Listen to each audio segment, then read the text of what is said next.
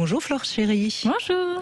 Merci d'être avec nous. Alors, on va parler des emojis, oui. Eh ben oui. Alors, j'ai cru que ça allait être un autre mot. Hémorroïdes. Voilà.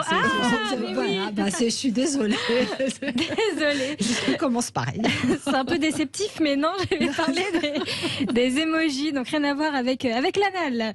Donc ce sujet peut vous paraître un peu futile ou très millénial, comme on dit, mais qu'on le veuille ou non. Non, c'est sympa. Moi, je trouve ça sympa. C'est sympa, c'est léger. Mais les emojis, mais c'est un sujet plus sérieux qu'il n'y paraît. Vous voyez, autant je déteste les abréviations dans les SMS. Vous savez, quand on écrit des mots LOL et PTDR, etc. MDR. Parce que je trouve que c'est bon. Mais je trouve que les emojis, je sais pas, c'est fun, c'est rigolo. Ça met la ponctuation sonore qu'on n'a pas. Voilà. Donc vous faites c'est du visuel aussi. Exactement, partie des 80% des Français qui sont très positifs sur l'utilisation des emojis. Et c'est vrai qu'ils occupent, ces emojis, une place de plus en plus importante dans notre manière d'écrire, dans notre communication et dans notre séduction qui est de plus en plus virtuelle. Et c'est un rapport Adobe qui vient tout juste de sortir qui nous le dit. 80% des Français dont vous faites partie donc sont très positifs sur l'utilisation des emojis. Flore, moi aussi, je trouve que ça Bon. rend une personne plutôt drôle et sympathique. Et c'est en ça qu'ils peuvent être un véritable coup de pouce dans la séduction parce que l'étude révèle que les 3 emojis les plus séduisants seraient le smiley avec le petit bisou cœur, le smiley avec les petits cœurs dans les yeux et celui avec les petits cœurs au-dessus de la tête. À l'inverse, si vous utilisez un emoji fâché en forme d'aubergine ou de caca, vous risquez de faire fuir votre interlocuteur et de vous rendre beaucoup moins séduisant. Alors, je sais qu'on a souvent peur en séduction d'utiliser des smileys quand on veut séduire quelqu'un, peur de passer pour quelqu'un d'immature, d'un petit peu bébé ou qui s'emballe trop vite, mais en réalité, le smiley dans les communications intimes démontrerait une maturité émotionnelle, une force même, si vous utilisez régulièrement ceux qui sont positifs et joyeux, ça montre que vous êtes serein et de bonne humeur.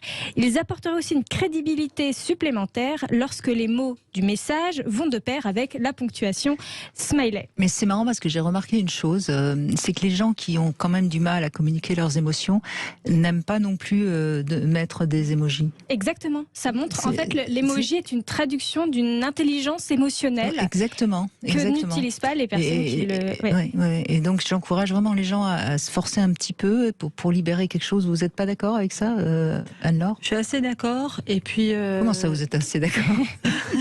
Je suis complètement d'accord. On n'est plus amis. Non, en fait, j'écoute Flore avec beaucoup d'attention tout en me demandant. Ça, c'est normal, vous êtes là pour ça. Mais tout en me demandant pourquoi j'ai pensé hémorroïde. Voilà. Vous êtes resté là-dessus. Bon. Je vais chercher s'il y a un emoji. Mais alors, au-delà de traduire une bonne intelligence émotionnelle, l'utilisation régulière des smileys positifs, comme le petit personnage qui pleure de rire, le cœur rouge ou l'emoji pouce levé, dans les conversations, ça améliore aussi son propre bien-être, sa propre santé mentale. Et pour renforcer le clou en faveur de l'utilisation des smileys, s'ils ont longtemps été considérés comme pas très professionnels quand vous envoyez un mail, depuis l'avènement du télétravail, les smileys ont la cote dans les mails et les communications pro. 71% des Français considèrent qu'ils ont un impact positif dans leurs échanges professionnels, renforçant l'amabilité de l'interlocuteur et la crédibilité de celui qui envoie le message. Ils permettent aussi d'accélérer la prise de décision en équipe, surtout quand on valorise le travail des collaborateurs, et de partager plus rapidement des idées. Alors aujourd'hui, ils sont plutôt utilisés par les plus jeunes, la génération Z, qui les utilise massivement, que les personnes un peu plus âgées, qui ont tendance à les oublier. Preuve bien que les emojis ont encore un beau futur devant eux. Et pour ce qui est du sexe, les emojis sont de même devenus une alternative à la censure des plateformes de réseaux sociaux. Ils sont souvent utilisés par les créateurs de contenu et renvoient une image positive, ludique et fun de la sexualité.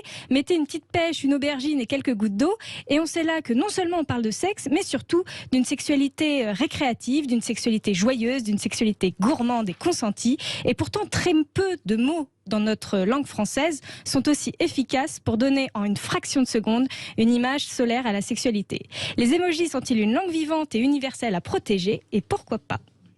Oui, ben moi j'aime bien votre chronique, Fleur Chérie. Moi aussi, je suis tout à fait d'accord. Je ne veux pas être fâchée. Non, je suis tout à fait d'accord. Et je pensais, non, mais c'est vrai, pour l'expression des émotions, au bien que ça fait à l'autre, au bien que ça nous fait, et aussi à la difficulté quand on est face à au choix d'émojis qu'on a dans notre téléphone, de se dire lequel correspond le mieux à l'état dans lequel je suis et que je veux transmettre sans alourdir quand même mon message de ça va pas. Et c'est tellement vrai que les enfants, pour leur expliquer les émotions, aujourd'hui les livres, tous les systèmes ludiques d'apprentissage de l'émotion à l'enfant passent par les émojis. Donc c'est bien que c'est instantanément on identifie quelque chose. Il y a quelque chose d'universel aussi là-dedans. Si quelqu'un ne maîtrise pas trop la langue, finalement, avec l'emoji, on supprime une partie des malentendus. Et c'est assez plaisant pour ceux qui apprennent le français. Je propose un petit exercice. Essayons, comme ça, tout à l'heure, d'envoyer un SMS avec que des émojis. Et voir si on peut parler émoji. On peut parler en image. Essayons, ça peut être drôle. Non, essayer. Je suis pas sûre qu'on puisse faire une test de philo avec, mais test très courte. Hein, je veux baiser ce soir, ça on peut peut-être le traduire en je pense qu'on devrait y arriver. Merci en tout cas Fleur Chérie. Je rappelle qu'on peut vous retrouver dans votre roman Matriarchie, évidemment aux éditions de la Musardine, et puis toujours bien sûr sur votre site que vous avez fait avec Arthur Vernon, mysweetfantasy.com. Arthur Vernon qui vient bientôt d'ailleurs pour parler de ce nouveau spectacle qui a lieu dans votre suite Paradise. Merci Flore.